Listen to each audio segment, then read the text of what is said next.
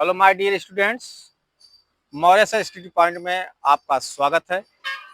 आज मैं आप लोगों के लिए कक्षा 10 के ऑब्जेक्टिव क्वेश्चन लेकर आया हूं, जो आपकी परीक्षा में बहुत ही इम्पोर्टेंट क्वेश्चन खोज कर बनाया हूं। यह वीडियो मैं समझ रहा हूं कि यह आप लोगों को समझ में आएगा और आप अपनी आगामी परीक्षा में अच्छा मार्क्स ले आएंगे। तो चलिए फटाफट हम वीडियो को देखते हैं। पहला है आपका धावन सोडा का रासायनिक सूत्र है। यहाँ पर 4 ऑप्शन आपको दिए गए हैं। Na2CO3 dot 10H2O, NaHCO3, NaCl, NH4Cl। आपका सही ऑप्शन है पहला। दूसरा क्वेश्चन है, अम्ल से यह हटाने वाला धातु है जिंक, कॉपर, सिल्वर, मरकरी। तो आपका जिंक है।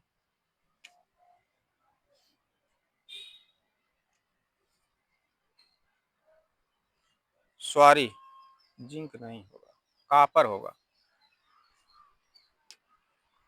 तीसरा क्वेश्चन आपका है, कैल्शियम फास्फेट का सूत्र है।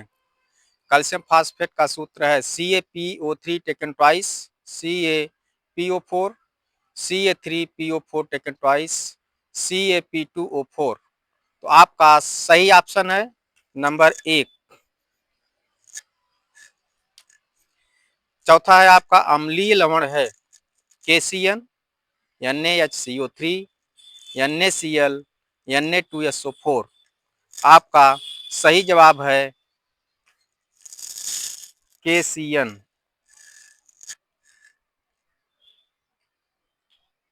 सॉरी, गलत हो गया। इसको लाल कर देता है। इसका विलयन नीले लिटमस को लाल करता है, उसका पीएच मान होगा। हम जानते हैं कि नीले लिटमस को लाल करने वाला अम्ल होता है, अतः यहाँ पर अम्ल का पीएच मान 7 से कम होता है।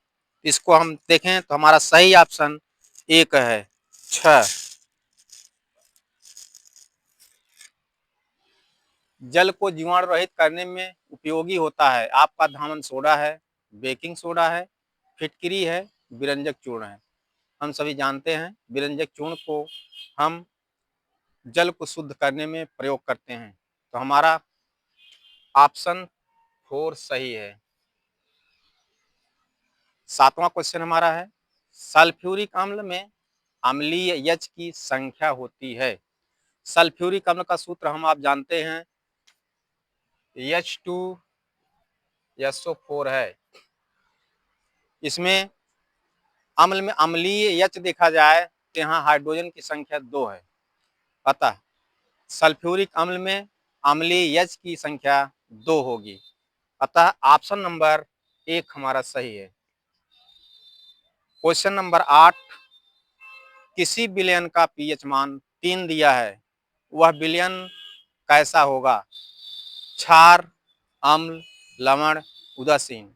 बच्चों, हम जानते हैं पीएच मान के आधार पर वह विलयन जिसका पीएच मान 7 होता है वह उदासीन होता है, और 7 से कम पीएच मान वाले अम्ल होते हैं, और 7 से अधिक पीएच मान वाले क्षार होते हैं। तो यहाँ पीएच मान 3 दिया गया है, इसका मतलब है कि हमारा दिया गया लवण अम्लीय होगा।